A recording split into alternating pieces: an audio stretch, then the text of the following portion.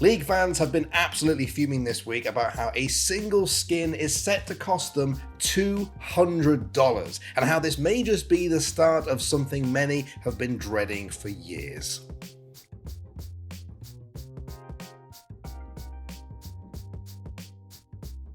Alright, so the culprit that has kicked off this whole uproar has been Dark Cosmic Erasure Jhin. It's essentially a chroma for Dark Cosmic Jhin, which was released back in 2019, but is being sold as its own skin. It has a few new colour streaks going on, but doesn't really bring anything particularly new compared to what we first saw 4 years ago. But the anger hasn't been about what the redesign actually offers players, it's been about how they actually get the skin. Players will need to open Dark Cosmic Erasure capsules to work their way up to the new Jhin skin at 30 capsules. Each of them costs 750 RP, meaning you'll need 22.5k RP in total. That comes out to almost $200 US.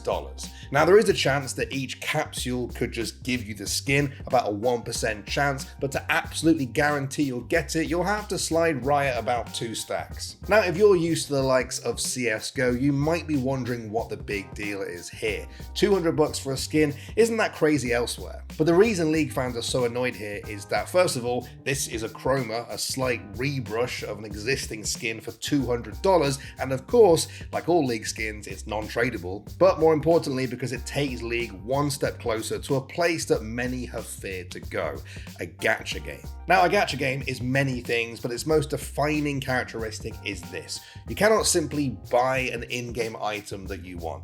Oh no. The term gacha comes from gashapons or gachapons, toy vending machines popular in Japanese malls and arcades, which will pop out a mystery prize in return for a few coins. And it's that mystery that's at the heart of all of this. You may get something you want for your money, but you also may not. Gacha mechanics have been creeping into the gaming world for the better part of the last 2 decades now, particularly within the fantasy genre, but with a few exceptions, many have resembled something closer to a pop-up scam than an actual video game. But that perception finally shifted with 2020's release of Genshin Impact, a fully realized AAA game that made its first $1 billion 6 months after release. Everything in the game is locked behind a wish system which involves multiple types of in-game currency. It never requires you to spend real game money, but the temptation to do so and spin that wheel of chance has left many spending far more than they would have initially intended to do so. And so how does this all lead back to the Jhin skin in League of Legends? Well, here you have something that can be obtained by opening a random loot box, but the odds of that happening are so low that you essentially have to fork over $200 to Riot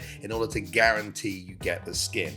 Its gacha mechanics are indefensible. And actually, Riot haven't tried to defend what's going on here, they've simply tried to shape the narrative. In their blog post on the topic, they said this is part of their new Mythic Variance system, which is an answer to the limitations of the current Prestige skin model. Essentially, Prestige skins were becoming too numerous and accessible, which actually made them less attractive to players who want to spend big to ensure exclusivity. So these insanely exclusive new skins that may take a player $200 to obtain are no accident. They're designed to cater to a very real corner of the player base, and although the rest of the community may not be happy, it's the exclusivity chasers who are speaking louder, if you get what I mean. Part of the problem here is that while you can call Riot greedy if you want to, while you can say this is a money grab from them, while you can fear that League's home screen may one day look like just one big slot machine, this still isn't pay to win. We're still talking about a skin that has no tangible effect on gameplay. We've seen expensive skins in the past,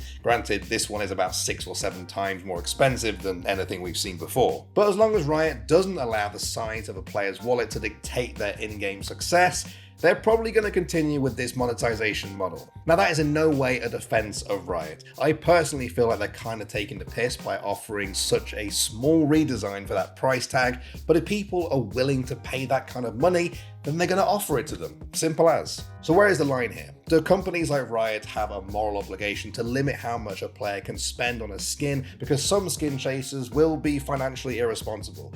That's a hard case to argue for. A much easier argument to make is this: does this new skin system mark a clear step towards gambling in League of Legends? Does being able to pull a lucky roll and get a skin earlier than statistically expected constitute gambling? And if it does, are League fans happy with that? The new Jhin skin, don't get me wrong, that's pure evil. Any loot that is random, right, that has a randomized drop to it is like at least a cousin to gambling, if not gambling by itself, and this is still a game for kids, and I still am deeply uncomfortable about that kind of stuff. In a Reddit post last week, Riot Brightmoon said they'd heard the complaints, but that they had no plans to change the rollout. They maintained that this skin, and the more to come like it, are intended to answer a rarity ask from an incredibly small percent of League players, while reassuring fans that Riot will never sell power to give players willing to spend more a competitive advantage. Now, from the outside, it does seem like League fans are making a whole lot of fuss about a single pricey skin.